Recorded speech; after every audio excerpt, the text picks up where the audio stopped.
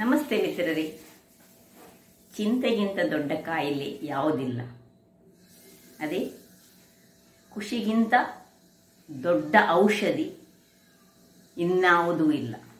ಆದ್ದರಿಂದಾಗಿ ಜೀವನದಲ್ಲಿ ಏನೇ ಕಷ್ಟ ಬರಲಿ, ಏನೇ ಒಂದು ಪ್ರಾಬ್ಲಮ್ ಇರಲಿ, ಖುಷಿಯಾಗಿ ಇರಿ ಅಂತ ಹೇಳುತ್ತಾ ಇವತ್ತು ನಾನು ಈ ಕೀಲು ನೋವು ಅಂದರೆ ಗಂಟು ನೋವು ಹಾಗೂ ಕೆಲವರಿಗೆ ವೆರಿಕೋಸ್ನ ಪ್ರಾಬ್ಲಮ್ ಇರ್ತದೆ ಅಂಥವರಿಗೆ ನಮ್ಮ ಹಿರಿಯರು ಹಿಂದಿನ ಕಾಲದಲ್ಲಿ ನಮ್ಮ ಅಡಿಗೆ ಮನೆಯಲ್ಲೇ ಕೆಲವು ವಸ್ತುಗಳನ್ನು ಔಷಧೀಯ ರೂಪದಲ್ಲಿ ಉಪಯೋಗಿಸ್ತಿದ್ರು. ಅಂದರೆ ನಾವು ಅಡಿಗೆ ಮಾಡುವಾಗಲೇ ಅವುಗಳನ್ನೆಲ್ಲ ಉಪಯೋಗಿಸಿಕೊಂಡು ನಮ್ಮ ದೇಹವನ್ನು ಆರೋಗ್ಯಭರಿತವಾಗಿ ಇಟ್ಟುಕೊಳ್ತಿದ್ರು. ಈಗೆಲ್ಲ ಏನಾಗಿದೆ ಹೇಳಿದರೆ ಆರ್ಟಿಫಿಷಿಯಲ್ ವಸ್ತುಗಳನ್ನು ಸೇರಿಸಿ ನಮ್ಮ ಆರೋಗ್ಯ ಹಾಳಾಗಿದೆ. ಹಾಗಿರುವಾಗ ಇವತ್ತು ಕೇವಲ ಒಂದು 3 ವಸ್ತುವನ್ನು ಅಂದರೆ ಮನೆಯ ಒಳಗೆ ಸಿಕ್ಕುವಂತಹ ವಸ್ತುಗಳನ್ನು, ನಮ್ಮ ಅಡಿಗೆ ಮನೆಯಲ್ಲಿರುವಂತಹ ವಸ್ತುಗಳನ್ನು ಉಪಯೋಗಿಸಿ ನಾನು ಈ ಒಂದು ಗಂಟು ನೋವು ಮತ್ತು ಈ ವೆರಿಕೋಸ್ ಪ್ರಾಬ್ಲಮ್ ಹೇಳಿದರೆ ಈ ಗಂಟುಗಳಲ್ಲಿ ಅಂದರೆ ನರಗಳಲ್ಲಿ, ನಮ್ಮ ಈ ರಕ್ತನಾಳಗಳಲ್ಲಿ ರಕ್ತ ಹೆಪ್ಪುಗಟ್ಟಿ ಅದು ನೋವನ್ನು ತರಿಸುವಂತಹದ್ದು. ಕೀಲು ನೋವು ಸಹ ಹಾಗೆ. ಹಾಗಿರುವಾಗ 3 ವಸ್ತುಗಳನ್ನು ಉಪಯೋಗಿಸಿ ನಾನಿವತ್ತು ಒಂದು ಬೆಳಗ್ಗಿನ ಹೊತ್ತಲ್ಲಿ ಮಾಡುವಂತಹ ಒಂದು ಡ್ರಿಂಕ್ ಅನ್ನು ತಯಾರಿಸ್ತೇನೆ. ಅಂದರೆ ಒಂದು ಪಾನೀಯ.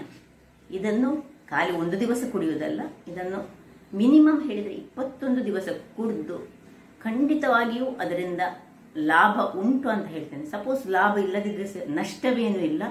ಇದು ಏನು ಆರೋಗ್ಯಭರಿತವಾದ ಮನೆಯಲ್ಲಿರುವ ವಸ್ತುಗಳೇ ನಾವು ಯಾವಾಗಲೂ ನಮ್ಮ ಡೇ ಟು ಡೇ ಅಲ್ಲಿ ಯೂಸ್ ಮಾಡುವಂಥದ್ದು. ಹಾಗಿರುವಾಗ ಬನ್ನಿ ಈ ಒಂದು ಪಾನೀಯವನ್ನು ಹೇಗೆ ಮಾಡುವುದು ಎಂದು ನೋಡುವ ಮೊದಲು ಯಾರೆಲ್ಲ ನನ್ನ ಚಾನಲನ್ನು ನೋಡ್ತಿದ್ದೀರಿ, ಯಾರೆಲ್ಲ ಇನ್ನೂ ಸಬ್ಸ್ಕ್ರೈಬ್ ಮಾಡಿಲ್ಲ, ದಯವಿಟ್ಟು ಸಬ್ಸ್ಕ್ರೈಬ್ ಮಾಡಿ ಸಪೋರ್ಟ್ ಮಾಡಿ ಅಂತ ಹೇಳುತ್ತಾ ಅಡಿಗೆ ಮನೆಗೆ ಹೋಗೋಣ. ನಮಸ್ತೆ ಮಿತ್ರರೇ.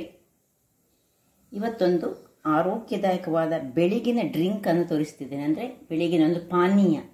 ಯಾರಿಗೆಲ್ಲ ಕಾಲು ಗಂಟಿನ ನೋವು ಉಂಟು, ಯಾರಿಗೆಲ್ಲ ವೆರಿಕೋಸಿನ ಪ್ರಾಬ್ಲಮ್ ಉಂಟು, ತುಂಬ ಮಂದಿಗೆ ಕಾಲಿನಲ್ಲಿ ಈ ನರಗಳಲ್ಲಿ, ಕಾಲಿನ ರಕ್ತನಾಳಗಳಲ್ಲಿ ತುಂಬ ರಕ್ತ ಹೆಪ್ಪುಗಟ್ಟಿರುವಂಥವರಿಗೆಲ್ಲ ಇದು ಬೆಳಿಗ್ಗೆ ಅಂದರೆ ಖಾಲಿ ಒಂದು ದಿವಸ ಕುಡಿಯುವುದಲ್ಲ, ಇದನ್ನು ಸಾಧಾರಣ 21 ದಿವಸಗಳ ಕಾಲ ಕುಡಿದ್ರೆ ಕಂಟಿನ್ಯೂಸ್ ಆಗಿ ಆ ಕಾಲು ಗಂಟಿನಲ್ಲಿರುವ ರಕ್ತನಾಳಗಳಲ್ಲಿ ರಕ್ತ ಹೆಪ್ಪುಗಟ್ಟಿರುವುದೆಲ್ಲ ನೀರಾಗಿ ಬಹಳ ಚೆನ್ನಾಗಿ ನಮ್ಮ ಈ ಕಾಲು ನೋವಿನ ಪ್ರಾಬ್ಲಮನ್ನೇ ನಾವು ಸಾಲ್ವ್ ಮಾಡ್ಬೋದು. ಇದೊಂದು ಹಿರಿಯರದ ಒಂದು ಮದ್ದು. ಹಿಂದಿನ ಕಾಲದಲ್ಲಿ ಈ ಕಾಲು ನೋವಿಗೆ ಇರುವಂತಹ ಮದ್ದು. ಒಂದು ಬಾಳೆಹಣ್ಣು ಬೇಕಿದಕ್ಕೆ, ಒಂದು ನೀರುಳ್ಳಿ ಬೇಕು, ಮತ್ತು ನಿಮ್ಮ ಹತ್ರ ಇದ್ದರೆ ಈ ಹಳದಿಯ ನೋಡಿ, ಹಳದಿಯ ಕೊಂಬು, ಹಸಿ ಹಳದಿಯ ಕೊಂಬು. ಸಪೋಸ್ ಇಲ್ಲದಿದ್ದರೆ ಹಸಿ ಹಳದಿ ಸಿಗ್ತದೆ ನಮಗೆ ಮಾರ್ಕೆಟ್ಗಳಲ್ಲಿ, ಆಯುರ್ವೇದಿಕ್ ಅಂಗಡಿಗಳಲ್ಲಿ. ಅಥವಾ ನೀವು ಈ ಪುಡಿ ಮಾಡಿಟ್ಟುಕೊಂಡಂತಹ ನ್ಯಾಚುರಲ್ ಈಗ ಬರ್ತದಲ್ಲ, ನೀವು ಅಂಗಡಿಯಲ್ಲಿ ಸಿಕ್ಕುದಂತಲ್ಲ, ಹೆಚ್ಚಾಗಿ ಆಯುರ್ವೇದಿಕ್ ಅಂಗಡಿಗಳಲ್ಲಿ ಈ ಹಳದಿಯ ಒಂದು ಪ್ಯೂರ್ ಪುಡಿ ಸಿಗ್ತದೆ, ಅಂಥದನ್ನು ನೀವು ತೆಗೆದುಕೊಳ್ಬೇಕು. ಇಲ್ಲದಿದ್ದರೆ ಇಂಥದನ್ನು ನಾವು ಕುಂಡಗಳಲ್ಲಿ ಇದನ್ನು ನೆಟ್ಟರೆ ಉಂಟಲ್ಲ, ಇದು ಚೆನ್ನಾಗಿ ಬೆಳೀತದೆ ಪಾಟ್ಗಳಲ್ಲಿ. ಇದು ಇರದಿದ್ದರೆ ನೀವು ಹಳದಿಯನ್ನು ಸಹ ಯೂಸ್ ಮಾಡ್ಬೋದು, ಹಳದಿಯ ಕೊಂಬನ್ನು ಯೂಸ್ ಮಾಡ್ಬೋದು, ಒಂದು ಸ್ವಲ್ಪ ತುಂಡು, ಅಥವಾ ಹಳದಿಯ ಪುಡಿ ಸಹ ಯೂಸ್ ಮಾಡ್ಬೋದು. ಈಗ ಮೊದಲಿಗೆ ಈ ಬಾಳೆಹಣ್ಣನ್ನೊಂದು ಕಟ್ ಮಾಡ್ತೇನೆ. ಈ ನೀರುಳ್ಳಿಯನ್ನು ನಾನೀಗ ಕಟ್ ಮಾಡಿಕೊಳ್ತೇನೆ. ನೋಡಿ, ಈ ಒಂದು ನೀರುಳ್ಳಿಯನ್ನು ನಾವು ಸಿಪ್ಪೆ ತೆಗೆದು, ಸಣ್ಣ ನೀರುಳ್ಳಿ ಸಾಕು, ತುಂಬ ದೊಡ್ಡ ನೀರುಳ್ಳಿ ಬೇಡ, ನಮಗೆ ಅಗತ್ಯ ಇಲ್ಲ ತುಂಬ ದೊಡ್ಡ ನೀರುಳ್ಳಿದ್ದು. ಒಂದು ಸಣ್ಣ ನೀರುಳ್ಳಿ, ಇದನ್ನು ಒಂದು ಮಿಕ್ಸಿ ಜಾರನ್ನು ತೆಗೆದುಕೊಂಡು ಇದರಲ್ಲಿ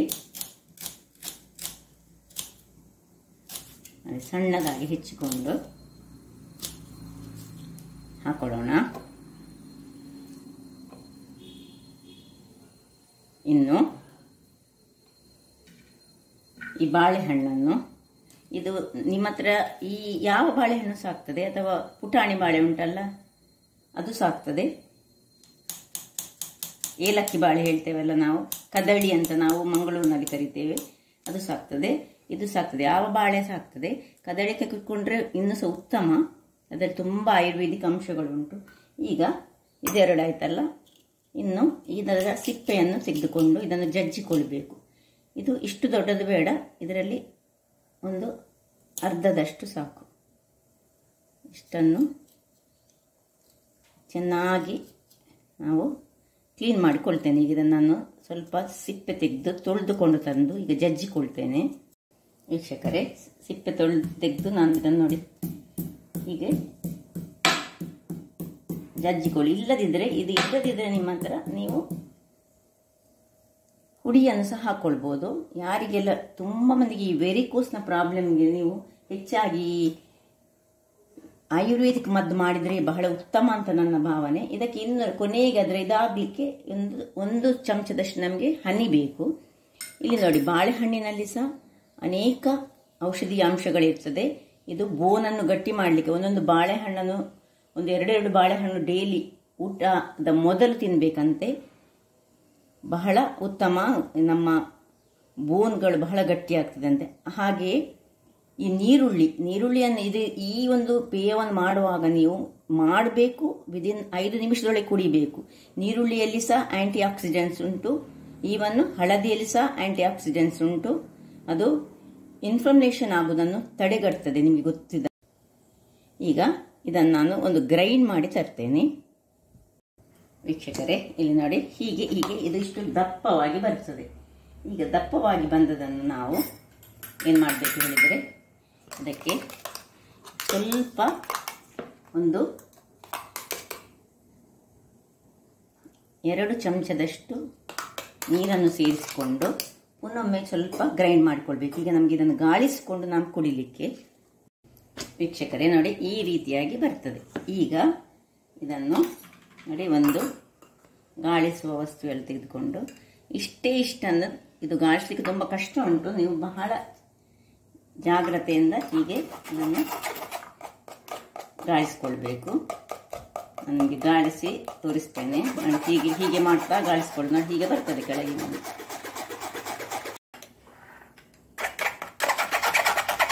ನೋಡಿ, ಹೀಗೆ ಇದು ಬರ್ತದೆ. ಈಗ ಇದಕ್ಕೆ ಚೂರು ನೀರನ್ನು ನಾನು ಹಾಕ್ಕೊಂಡು ಮಿಕ್ಸಿಯಲ್ಲಿರೋದಕ್ಕೆ ನೋಡಿ ಹೀಗೆ ಹಾಕಿ ಇದರಲ್ಲಿ ತೆಗೆದುಕೊಳ್ತೇನೆ.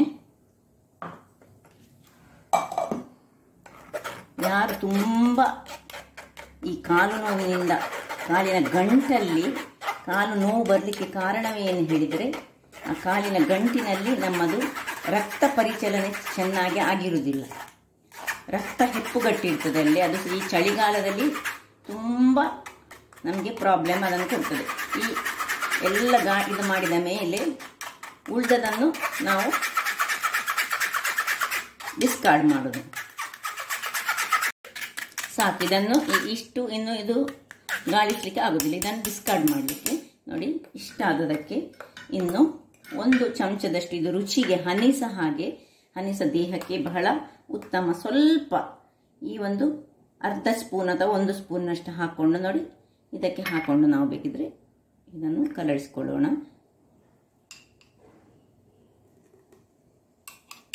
ಇದನ್ನು ಸೀದಾ ಬೆಳಿಗ್ಗೆ